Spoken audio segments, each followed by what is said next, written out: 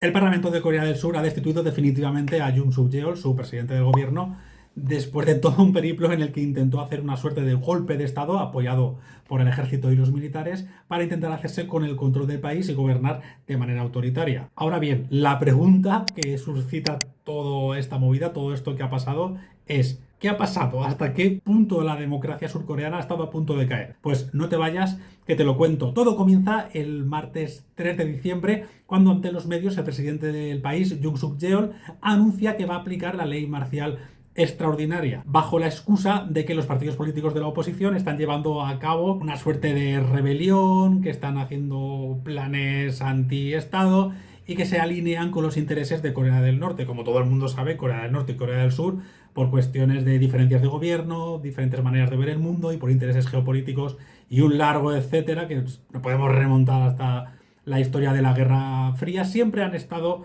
bastante enfrentados. Y el discurso de este presidente, desde que ganó las elecciones en el año 2022, ha utilizado este discurso de ataque bastante sucio, en mi opinión, contra los partidos políticos de la oposición, acusándoles de comunistas y de alinearse con intereses de Corea del Norte, acusándolos de ser enemigos del Estado. Sin embargo, horas después, el propio Parlamento, con todos los partidos políticos, tumbó esta ley marcial e inició toda una serie de acontecimientos que han llevado hasta la destitución final del presidente. Todo comienza con la activación del artículo 77 de la Constitución de Corea del Sur, que permite al presidente del gobierno, en casos muy excepcionales donde esté en juego la paz social, el sistema, ya sea por un desastre, por una guerra o lo que sea, decretar esta ley marcial y limitar muy seriamente los derechos y las libertades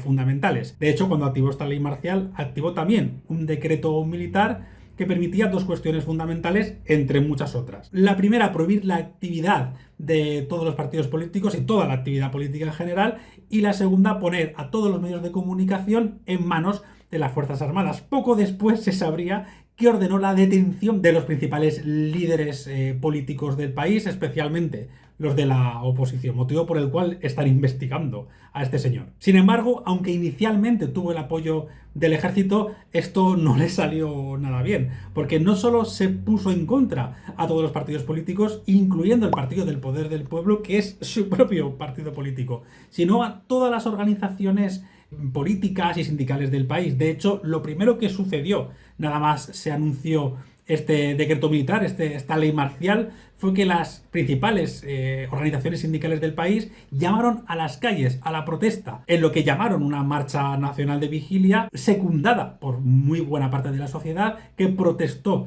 en las calles y muy especialmente frente al Parlamento. Lo segundo que se hizo, especialmente por parte de los partidos políticos, fue ocupar rápidamente la Asamblea Nacional, el Parlamento de Corea del Sur, sabiendo que el ministro de Defensa enviaría al ejército a ocuparlo para paralizar toda actividad legislativa y política en el país. Afortunadamente, 190 diputados de todos los partidos políticos pudieron entrar y votar rápidamente en una sesión extraordinaria el fin de esta ley marcial, algo que permite el propio artículo 77 de la Constitución. A partir de aquí se inician una serie de investigaciones por parte de los partidos políticos y también de las autoridades policiales para saber qué narices había pasado. Inicialmente, el partido político de Yoon Suk Yeol no era partidario de su destitución. Es decir, consideraban que no lo había hecho bien, pero que, bueno, podía permanecer en el poder. Sin embargo, cuantas más cuestiones y cosas iba sabiendo de lo que había sucedido, y también viendo cómo el presidente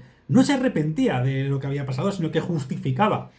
su decisión, poco a poco se fue poniendo a su propio partido político en contra. La primera dimisión fue la del ministro de Defensa el jueves de esa misma semana, cuando se supo que había dado orden directa de ocupar el Parlamento al ejército. Ese mismo sábado se votó la primera moción de censura impulsada por los partidos políticos de la oposición para apartar a Yoon Suk Yeol del poder, pero que no prosperó debido a ciertas maniobras sucias de su partido político, que dilató los tiempos todo lo que pudo, que imposibilitó acudir a algunos diputados y que de hecho llevó a que no hubiese el quórum suficiente y que por lo tanto pues no prosperara esta moción de censura. Llegados a este punto, ¿quién es Yoon Suk Yeol? Porque claro,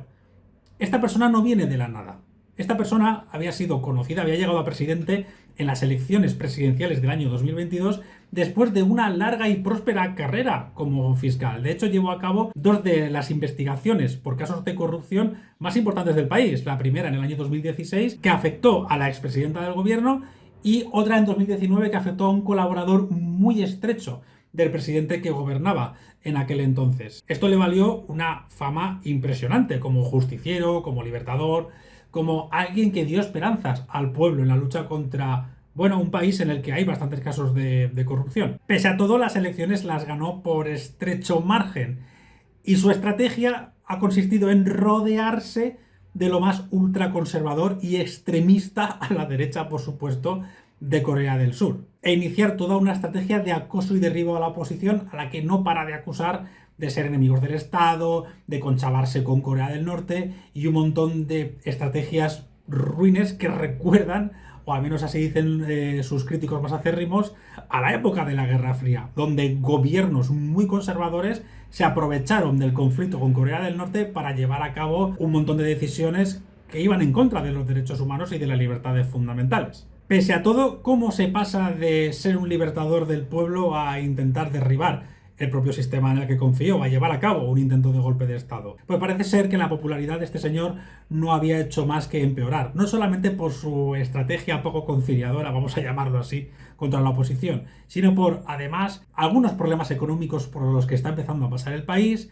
algunos casos de corrupción que afectan a su gobierno o a su figura, especialmente parece ser que a su mujer, y lo que parece bastante clave, que su partido político perdió la mayoría en el Parlamento tras las últimas elecciones legislativas, lo que ha dificultado muy seriamente la acción de su gobierno. Claro, si el Parlamento no puede aprobar las propuestas que lleva a cabo el presidente porque no tiene la mayoría suficiente, limita pues todo lo que puede hacer. Por ejemplo, uno de los debates más encarnizados ha sido la de sacar adelante los presupuestos de Corea del Sur para el año 2025, que están siendo muy enmendados y muy condicionados por los partidos políticos de la oposición, y que había llevado a otro nivel los señalamientos y las acusaciones de enemigos del Estado y de comunistas y de todo lo malo que te puedas imaginar por parte del gobierno de Corea del Sur y de su presidente, Yoon Suk-yeol. Analistas surcoreanos, de hecho, dicen que han sido estos eventos y el hecho de rodearse de elementos radicalizados, fanatizados y extremistas lo que ha podido llevar a Yoon Suk-yeol a creer que podría hacer lo que quisiera, de decretar una ley marcial absurda sin que no hubiese ninguna respuesta por parte de la sociedad civil, que de hecho llegó a enfrentarse abiertamente al ejército para defender su democracia. Enfrentamientos que por suerte no han llevado a cabo ningún altercado grave, porque el ejército, bueno, de alguna manera se portó bien y los que fueron a protestar también, pero se podía haber liado una bastante más gorda. Finalmente, como he dicho, poco a poco se fue poniendo en contra incluso a los propios diputados